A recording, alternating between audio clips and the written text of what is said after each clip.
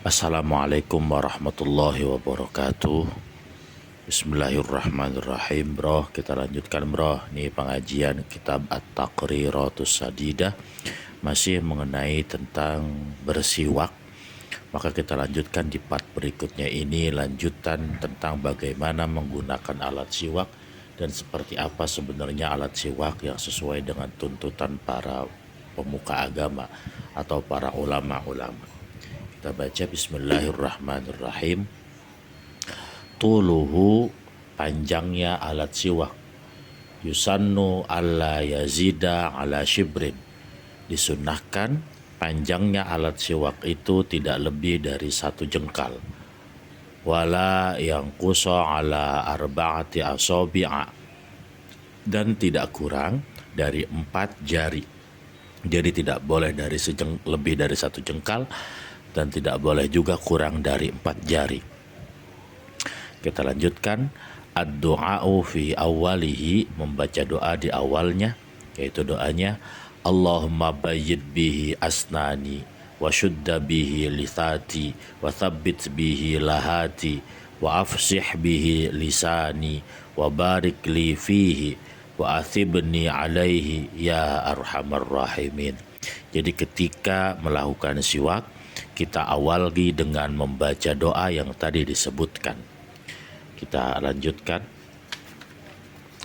Ini kitab At-Taqriratus Sadidah lumayan panjang dalam menjelaskan tentang alat-alat siwak. Kita lanjutkan. Masailu fis siwak, permasalahan dalam hal siwak. Makna qaulihi sallallahu alaihi wasallam, makna dari sabda Nabi Muhammad sallallahu alaihi wasallam, la khulufu famis shaimi atyabu indallahi min rihil misiki.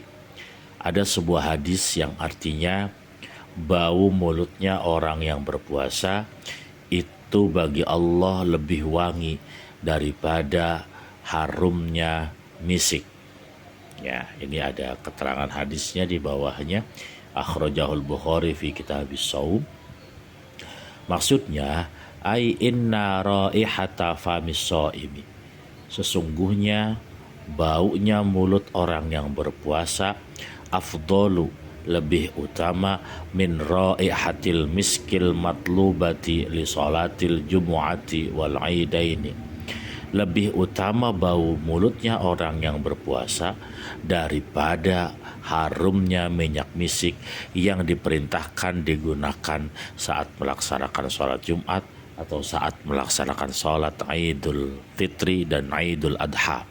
Ai min nahiyatil ajri, maksudnya dari segi pahalanya. Jadi maksud dijelaskan di sini oleh Ki Musannif, oleh pengarang kitab At-Taqriratus Sadidah itu artinya orang yang berpuasa sekalipun mulutnya bau, tetap mulutnya itu mendapatkan pahala, baunya itu tetap disukai oleh Allah, bahkan lebih disukai daripada baunya minyak misik atau daripada harumnya minyak misik. Akan tetapi itu dalam segi ganjaran, ya bukan berarti kemudian kita sengajakan bau mulutnya orang berpuasa disengajakan dibau-bauin, bukan seperti itu maksudnya. Artinya kenapa? Karena orang yang berpuasa itu sekalipun dia gosok gigi, sekalipun dia bersiwak, biasanya baunya akan tetap ada. Itu maksudnya. Jadi sekalipun orang berpuasa bau mulut terus, sekalipun sudah gosok gigi, sekalipun sudah bersiwak, tetap bau mulutnya orang yang berpuasa itu lebih utama daripada bau misik. Kita lanjutkan yang kedua. Yusannu bal'u riqihi inda awal istiyakihi bisiwakin jadidin. Disunnahkan menelan air ludahnya ketika pertama kali bersiwak menggunakan siwak yang baru. Jadi kalau menggunakan siwak yang baru, maka kita disunahkan untuk menelan air ludah kita. Catatannya, alat siwaknya baru. Wala yusannu masuhu, dan tidak disunahkan untuk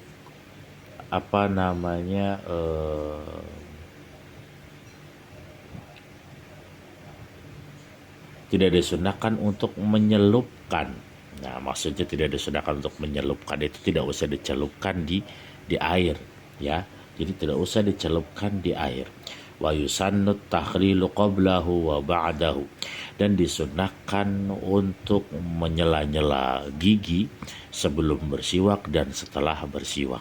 Khawatir ada kayu-kayu siwak yang masih nyelap di sela-sela gigi kita. Wa ayyanusibahu bil ardi wa la yatrahahu ardon, dan cara menaruh alat siwaknya itu ditegakkan, bukan diterlentangkan atau bukan dijatuhkan. Jadi tetap dalam keadaan berdiri tegak cara naruh alat siwaknya, bukan diterlentangkan. Wa yukrahu gomsuhu fi ma'i wudu'ihi, dan dimakruhkan untuk merendam alat siwak pada air wudunya. Jadi di air wudu itu alat siwak tidak disunnahkan untuk direndam. Ya, biarkan saja alat siwak itu apa adanya aja. Jangan pakai acara direndam karena nanti kalau direndam itu khawatir alat siwaknya itu kalau bahasa obatnya itu khasiatnya jadi berkurang. Misalnya kayunya jadi gampang patah, kemudian kayunya juga jadi gampang pada copot-copot, pada nyelap di gigi karena memang terendam air terlalu lama. Itu ya.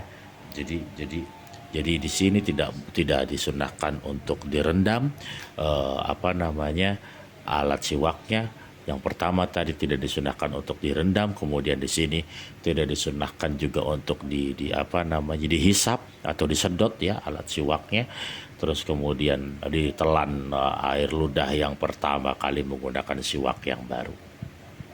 Yang ketiga, al-istiyaku bil isbi'i, bersiwak menggunakan jari jemari. Yujzi'u idza kanat isba'a ghairihi al-muttasilatal khasnata. Kalau bersiwaknya itu atau kalau jarinya itu adalah jari orang lain yang masih tersambung, terus jarinya itu agak sedikit kasar al-khasnata, itu boleh dalam satu qaul bil ittifaq, dengan sepakat. Wa kadzalika yujzi atau wa kadzalika yujzi inda Ibnu Hajar, begitupun menurut Ibnu Hajar al-Asqalani itu bi isbi'ihi, dengan jari jemari orang itu masing-masing, wa bi isbi'i ghairihi, ataupun dengan jari orang lain, al munfasilataini, yang sudah terpisah ya. Idza kanata khasnataini, kalau keduanya itu kasar, khilafan lirromli. Nah artinya khilafan lirromli ini pendapat Imam Romli mengatakan tidak sah melakukan siwak menggunakan jari jemari. Berbeda dengan ittifaq ulama yang boleh menggunakan jari jemari. Nah di sini jari jemari orang lain, di sini jari jemari orang atau jari jemari pribadi ini menurut Ibnu Hajar. Kalau yang di atas ittifaq ulama itu menggunakan jari jemari orang lain yang masih sambung, yang masih tersambung dengan badan yang lain, kemudian agak kasar. Kita lanjutkan nanti pada part berikutnya terkait tentang hal-hal yang harus dibersihkan dari badan. Terima kasih. Kalau ada pertanyaan silakan di kolom komentar. Wallahu a'lam bishawab. Assalamualaikum warahmatullahi wabarakatuh.